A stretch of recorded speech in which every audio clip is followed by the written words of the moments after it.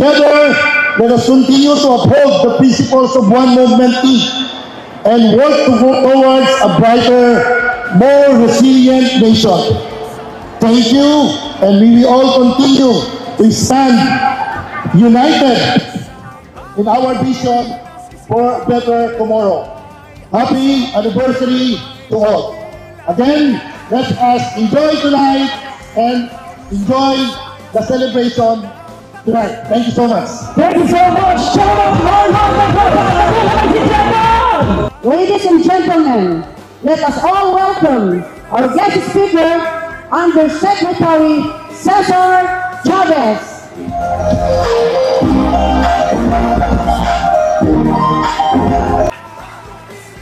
Pagkatapos ng eleksyon at sa mga susunod na pagkakataon, i-elevate natin ang engagement, gobyerno at ang people's organization ng katulad ninyo.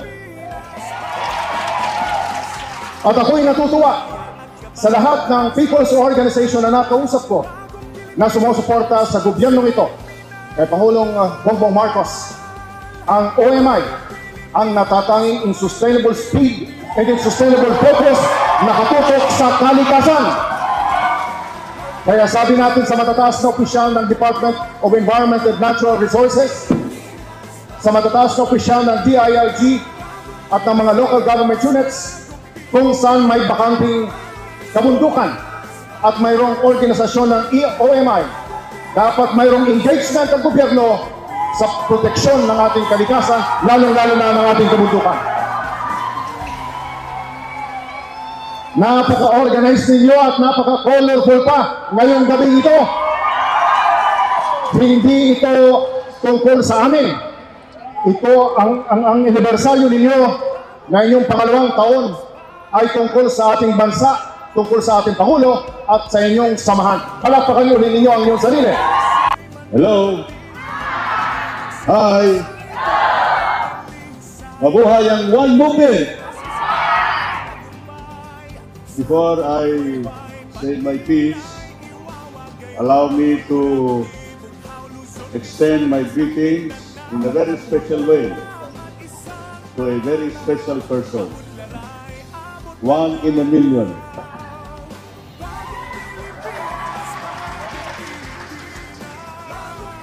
Again, I say, one in a million. And I refer to your chairman, our chairman, the chairman of the One Movement organization, Mr. Marlon Mendoza. Palakpakan po natin siya. Let me also extend my greetings to a colleague of Marlon who is with us tonight, who had been in the service of our country in the military, and I refer to a man, Commodore De Luna. Palakpakan natin si Commodore.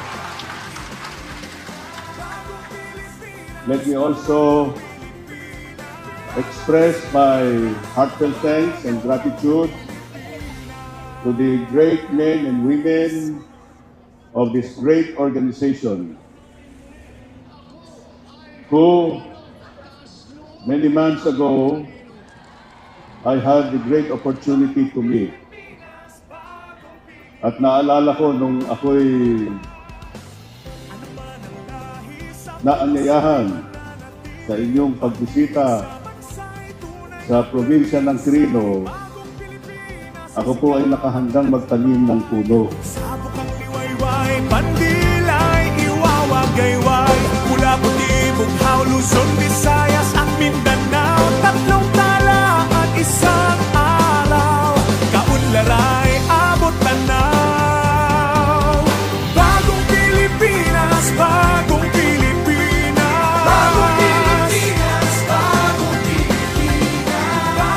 Allow me to extend my warmest greetings to One Movement Inc. as you celebrate your second founding anniversary. I also take this opportunity to thank you for your support that has been untiring since the beginning of my campaign for the presidency up to this day.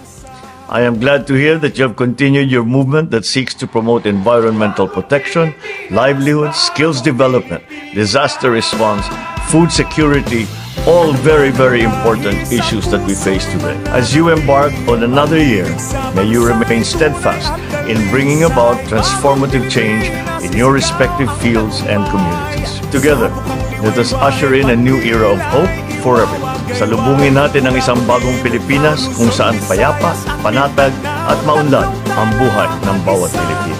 Muli, maraming salamat po at maligayang anibersaryo.